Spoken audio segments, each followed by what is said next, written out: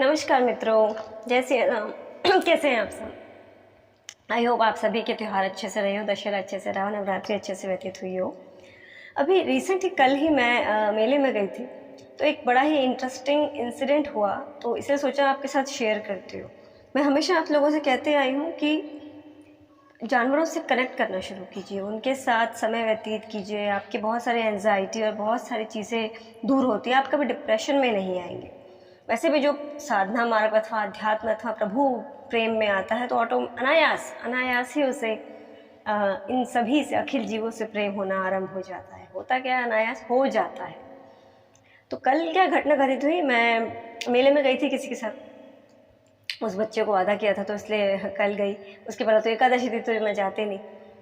होता क्या है, मैं जब प्रवेश करती हूँ तो मुझे कुछ अजीब सा अनुभव होता है, मुझे स्मेल सी आती है, ठीक है, क्योंकि मैं जब से ये एनर्जी और इन सब फील्ड में आई हूँ मुझे चीज़ें फील हो जाती है, ठीक है। जाने के बाद जब वो बड़ा वाला झूला झूल कर मेरे साथ कोई एक अनजान व्यक्ति बैठा था, तो पता नहीं क्या प्रभु कृपा थी, क्या थी, वो बहुत ज़्यादा ही कुछ घुमा दिया, वो भी फ्री में। मतलब पहले तो टिकट दे के, लेकिन उसके बाद फिर जाने क्यों घुमा रहा था, हमें समझ नहीं आया पहले तो।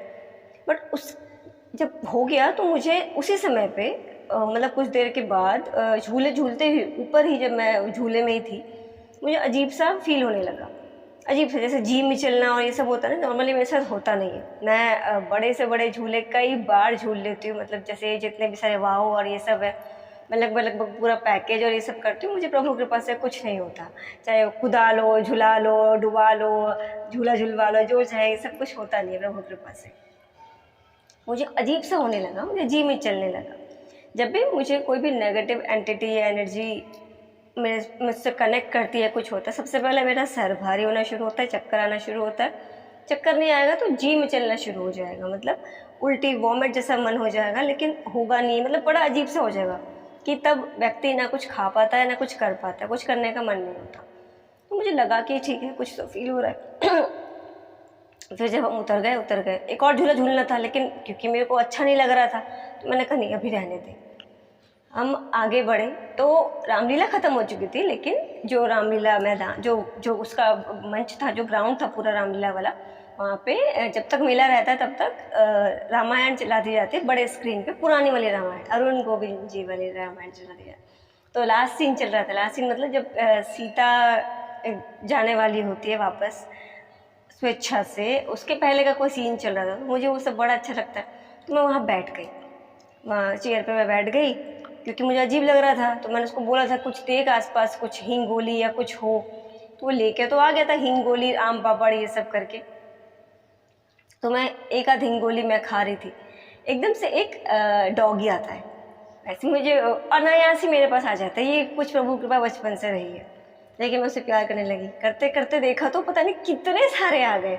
यहाँ पे मैं एक छोटा सा क्लिपिंग शेयर कर रही हूँ, ये सारे आ गए थे ये, ठीक है। अब उस समय मेरे पास कुछ था नहीं, क्योंकि मैं कुछ लेके तो गई नहीं थी मट्ठी या कुछ इनके लिए, और मेले में बिस्किट वगैरह मिलना इतना सहज नहीं होता या मट्ठी। तो मैंने बोला चाहे बाहर जाके देख, तो बाहर जाके वो कहीं से मट्ठियाँ लेकर के आया, जबकि थोड़ी मट्ठी महंगी मिली, नॉर्मल जो 1 रुपये की मिलती है वो 2 रुपये की मिली, लेकर के आया, उन सबको खिलाया। वो सब इतना प्यार करते, इतना, मतलब अब आप सोचिए, जान नहीं पहचान नहीं कुछ नहीं, इतने में जब हम वहाँ से जाने लगे, मेरा लिटरली मेरा कपड़ा, जैसे एक बच्चा कपड़ा खींचता है ना माँ का, लिटरली पहले कभी मेरा दुपट्टा, फिर मेरा कुर्ता, लिटरली इन सब का वीडियो नहीं होगा क्योंकि ऑल टाइम कैमरा ऑन नहीं रखते, वो सब खींचने लगे। मैंने रियलाइज़ किया उसके बाद जैसे कुछ रिलीज हो। ये अब लोग कहेंगे मैं कोई बढ़ावा या बढ़ा चढ़ा कर बोल रही हूँ, बट नहीं है। मैं मुझे कहती हूँ डू प्रैक्टिकल। अगर आपके साथ कभी ऐसा हो ना, आप जानवरों के पास बैठकर उनसे बात कर उनका स्पर्श करना शुरू कीजिए, चाहे वो डॉगी हो, चाहे वो गौ माता हो, चाहे वो बंदर हो, चाहे वो आपके घर में बिल्ली हो, घर में ना सही। और ये स्ट्रेस में ज़्यादा इम्पैक्ट देता है। मुझे नहीं पता उन्होंने वो अपने ऊपर लिया या जो भी, ये प्रभु ने, प्रकृति ने कुछ उनको ही चीज़ें दी होती है, इसलिए ऑटोमेटिकली वो रिलीज हो गया। तो समझ गई मैं हल्की हो गई, ज़्यादा लानी चाहिए थी। तो फिर मैं समझ गई प्रभु ये करवाना, मतलब मेरी सेफ्टी के लिए या मेरी सहजता के लिए ये करवाना चाह रहे थे, इसलिए ये माहौल यहाँ पे क्रिएट कर दिया। और मैंने नोटिस किया वो सिर्फ हमारे पास आई, तो इतने सारे लोगों के बीच वो सिर्फ हमारे पास है। ये एक बहुत बड़ी प्रभु कृपा। ये इंसिडेंट मैं इसलिए शेयर कर रही हूँ, आप ये कर देखिएगा। कभी मान लीजिए आप ऑफिस से आ रहे हैं या रास्ते से आ रहे हैं, आपको लगा सडनली, कई बार क्या होता है कि जैसे हम लोग जा रहे होते हैं बाहर, और मेरे साथ तो बहुत ही था बचपन से कि अगर कुछ अच्छा कपड़ा भी पहन लिया तो बस नज़र लग जाती है, इस तरह की चीज़ें। और अब तो जब से इस फील्ड में आई हूँ बहुत कुछ फील हो जाता है, आसपास कुछ नेगेटिव है या किसी ने नेगेटिव सोचा, उसकी चीज़ें इम्पैक्ट कर जाती है, कई बार बहुत सारी चीज़ें होती है।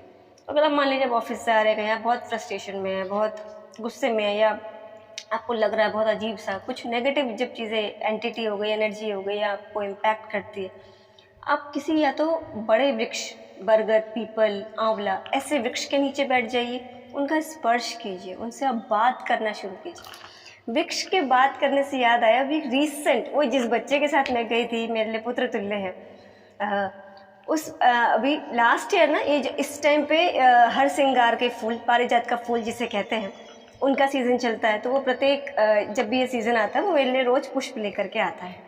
तो पिछले साल सेम वृक्ष से ही सेम दो पेड़ हैं मंदिर में, वहाँ से वो लेकर के आता था, वो बड़े फूल थे। अभी जब वो कुछ समय से ला रहा था तो वो छोटे हो गए थे। मैं, इनका साइज़ इतना छोटा कैसे हो गया? वो कह रहा हाँ पता नहीं कैसे छोटे हो गए। मैंने कहा एक काम किया कर, उनसे बात कर। मैंने बस, आप मान लीजिए मैंने आज ये बोला है उसे कि अब जाएगा तो उनसे जा कर के बात कर, उनसे पूछ क्या हुआ, उनसे प्रेम से बात कर।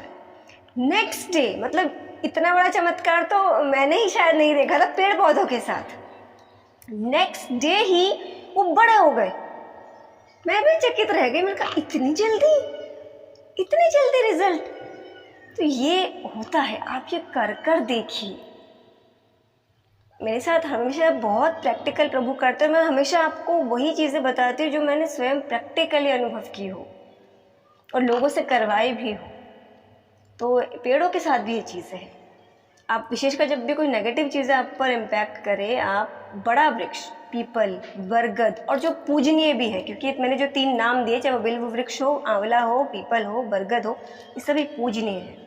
आप इनके पास जाकर बैठ जाइएगा, इनको स्पर्श करके इनसे बात करना शुरू कीजिएगा। आप नोटिस करेंगे आपकी जो भी नेगेटिव चीज़ें थी ना, वो अपने आप रिलीज़ होती जा रही है।